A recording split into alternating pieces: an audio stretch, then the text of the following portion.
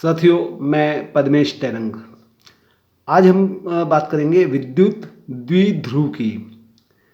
देखिए, विद्युत द्विध्रुव क्या होता है। द्विध्रुव में दो शब्द हैं, द्वि मतलब दो और ध्रुव मतलब दो अलग अलग पॉइंट, दूरियों वाले पॉइंट, एक्सट्रीम दूरी वाले पॉइंट।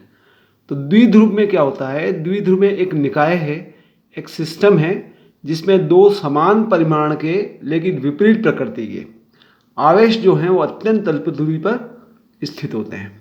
इसका अर्थ क्या हुआ, कोई दो समान परिमाण के आवेश वाले आवेश लीजिए, प्लस क्यू माइनस क्यू, विपरीत प्रकृति के हैं दोनों, और ये अत्यल्प दूरी पर, ज़्यादा दूरी नहीं, दोनों के बीच में बहुत दूरी पर हो, दूरी पर अगर स्थित हो तो ये जो सिस्टम होगा पूरा, ये निकाय विद्युत ध्रुव कहलाता है, विद्युत द्विध्रुव कहलाता है।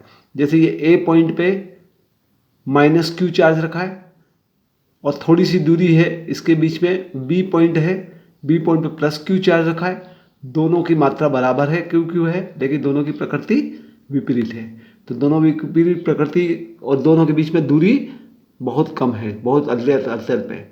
तो दोनों के विपरीत चार्ज होने के कारण ये दोनों को आपस में आकर्षण होगा और इस बहाने ये दोनों बंधे रहते हैं। ये दोनों दूरी के बीच का जो मध्य बिंदु है उसको हम कहते हैं मध्य बिंदु ओ, ठीक है। और ये डिस्टेंस हमेशा हम ए से बी तक की डिस्टेंस को 2a मानते हैं।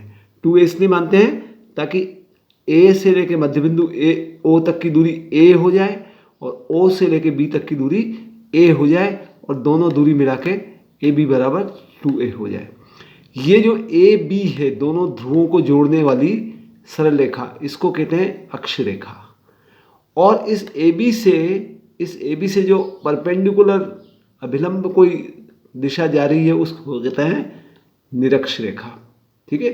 अक्ष रेखा की इसलिए बात कर रहे हैं कि अब अगले चैप्टर में, अगले लेसन में हम ये बात करेंगे कि एक्स अक्ष जो है ए बी, उसके सहारे यदि कोई बिंदु पी है उस पर विद्युत क्षेत्र कितना होगा, और निरक्ष रेखा यानी इसके परपेंडिकुलर लंबवत कोई बिंदु है उस पर विद्युत क्षेत्र कितना है वो निकालेंगे। इसलिए ये अक्ष रेखा और निरक्ष रेखा को समझ लीजिए।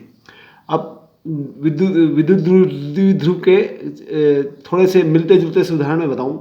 जैसे सोडियम क्लोराइड है ना, सोडियम क्लोराइड में क्या होता है, नमक का जो एक अणु है Na सोडियम पे प्लस चार्ज होता है और क्लोरीन पे माइनस चार्ज होता है और दोनों बंधे हुए थे, बॉन्ड होते हैं। तो ये द्विध्रुव नहीं है, लेकिन ये द्विध्रुवी अणु टाइप के हैं। तो ध्रुव से मतलब आप ये समझ लें, जैसे धरती में भी हम ध्रुव की बात करते हैं तो हम कहते हैं उत्तर ध्रुव है, दक्षिण ध्रुव है, यानी एक्सट्रीम पे वो है, एक्सट्रीम पे ये है। इसी हिसाब से ये विद्युत ध्रुव होगा। अच्छा, विद्युत ध्रुव के बाद एक टर्म और आती है, वो है द्विध्रुव आघूर्ण। इसको पी से लिखते हैं हम, छोटा पी, और चूंकि सदिश है इसलिए उसको डायरेक्शन प्रतीक बताते हैं, है ना। इसको अंग्रेजी में कहते हैं डाइपोल मोमेंट। डाइपोल मोमेंट क्या होता है, देखिए विद्युत द्विध्रुव है, A point B point minus Q plus Q, है ना, बीच का मध्य बिंदु, दोनों के बीच की दूरी 2a। तो ये जो P है द्विध्रुव आघूर्ण, उसको हम कहते हैं, एक तो आवेश का परिमाण ले लो, मतलब दोनों आवेश बराबर है तो कोई आवेश का एक परिमाण ले लो, Q ले लो, और दोनों के बीच की A और B दोनों के बीच की जो दूरी है 2a, उसका गुणा कर लो। तो P बराबर 2aq। समझ में आया? एक परिमाण ले लो Q और दोनों के बीच की, द्विध्रुव के बीच में जो दूरी है उसको गुणा कर लो 2a। तो P इक्वल टू 2aq जो संख्या आएगी या जो राशि आएगी उसको हम कहते हैं इस विद्युत द्विध्रुव का द्विध्रुव आघूर्ण है। अच्छी तरह से सोच लीजिए, P बराबर 2aq। अच्छा, 2a की चूंकि डायरेक्शन है, दिशा है A से लेके B की ओर, इसलिए 2a जब सदिश है और उसमें एक अदिश Q का गुणा हुआ है तो क्या राशि आएगी, सदिश आएगी। इसलिए द्विध्रुव आघूर्ण भी सदिश राशि है। इसका मात्रक क्या होगा, मात्रक होगा 2a दूरी किस में लोगे, मीटर में लोगे, और Q आवेश किस में लोगे, कूलम में लोगे। तो मात्रक क्या हुआ, कूलम इंटू मीटर, और विमा क्या होगी, m0 L1 T1 A1। तो ये आपका द्विध्रुव की बेसिक बात है।